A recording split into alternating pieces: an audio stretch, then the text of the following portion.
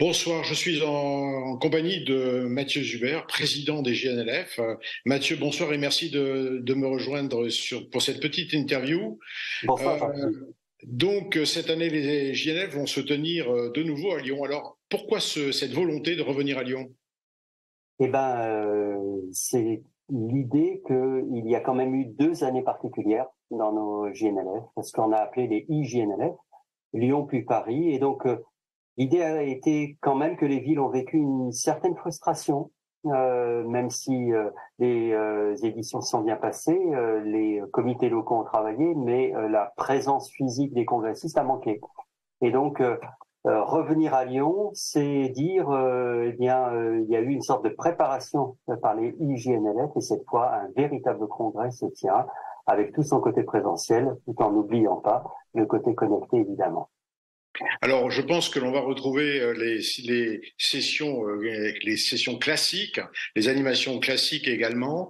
Cette année, pas de pièces de théâtre, je crois savoir. C'est vrai. Pas de pièce de théâtre pour une bonne raison, c'est que nos créateurs, acteurs ont besoin d'un peu plus de temps pour nous proposer quelque chose de qualité l'an prochain. On a chuchoté le terme de opéra. En tous les cas, il faut du temps. Et donc, comme par ailleurs les JNLF ne manquaient pas de sessions, on a préféré faire l'impasse pour se mettre dans l'attente 2024 pour une nouvelle pièce.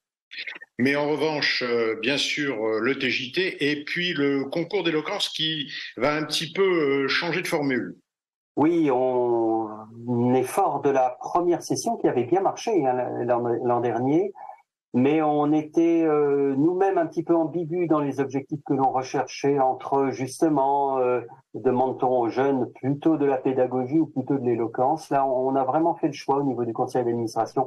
On veut quelque chose qui se présente de manière pédagogique pour des plus jeunes. Et d'ailleurs, on va essayer dans le public d'avoir des étudiants en médecine de 2e cycle qui participeront au vote de manière à vraiment faire ressortir ceux qui ont la fibre pour faire passer ce qu'il faut savoir en neurologie. Voilà, c'est comme ça qu'on évolue.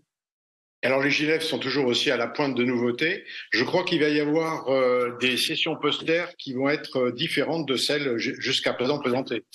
Oui, alors c'est une des grandes nouveautés par rapport à l'an dernier, le retour du présentiel pour des sessions posters. Ça, c'est quelque chose qui nous manquait à tous. Rappelons-nous les sessions matinales, eh bien on les retrouve, ça y est, mais cette fois avec tout l'apport de la technique, c'est-à-dire des box les uns à côté des autres où vont être présentés les e-posters, pas tous d'ailleurs, environ la moitié de ceux qui sont sélectionnés pour les JNLF, de manière à laisser le temps aux orateurs de s'exprimer et au jury d'interroger.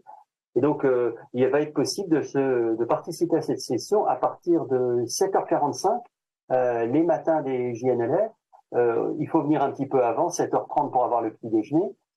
Et puis participer pendant 1 heure à cette séance de discussion avec les orateurs et éventuellement passer d'une thématique à l'autre puisque les box vont être Tout à fait. adjacents mais adjacents mais bien organisés pour que le son ne se chevauche pas d'un box à l'autre. Très bien.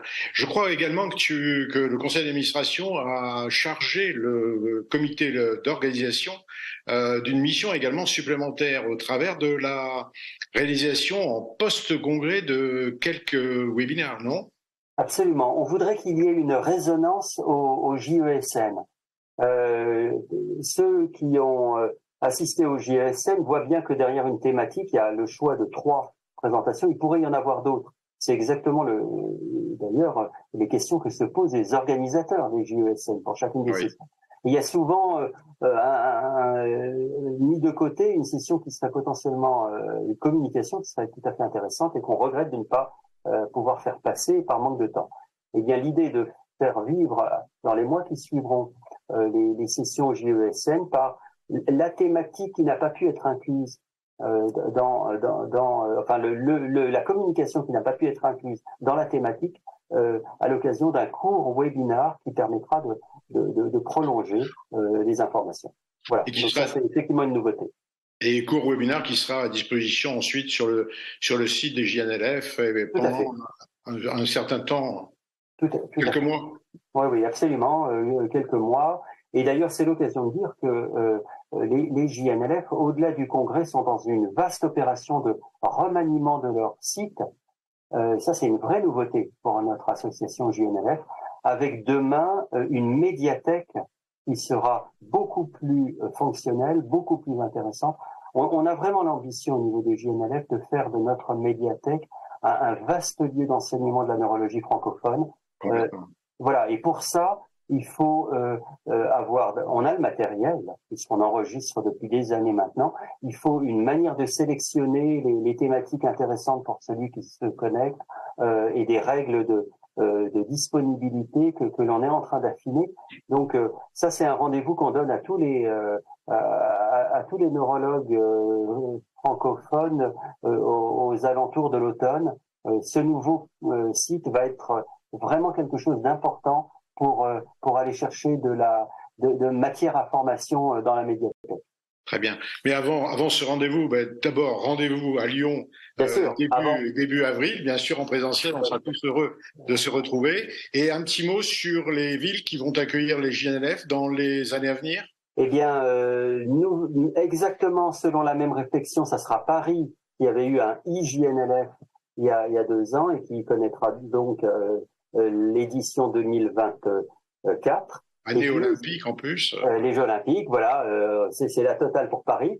Voilà. Et comme on se projette déjà, eh bien, nous avons décidé lors du dernier conseil d'administration des JNLF de confier à Clermont-Ferrand l'édition 2025. Et ça, c'est un grand plaisir d'élargir un peu parce que jusqu'à présent, Clermont-Ferrand n'avait pas la capacité. Désormais, Clermont-Ferrand a la capacité en termes de salles, en termes d'hôteliers, d'accueillir les JNLF. Et donc, ça sera un grand plaisir pour 2025. Voilà. Merci infiniment, Mathieu. Très belle soirée. Et donc, rendez-vous à Lyon début avril. Merci à tous. À bientôt. Au revoir. Au revoir.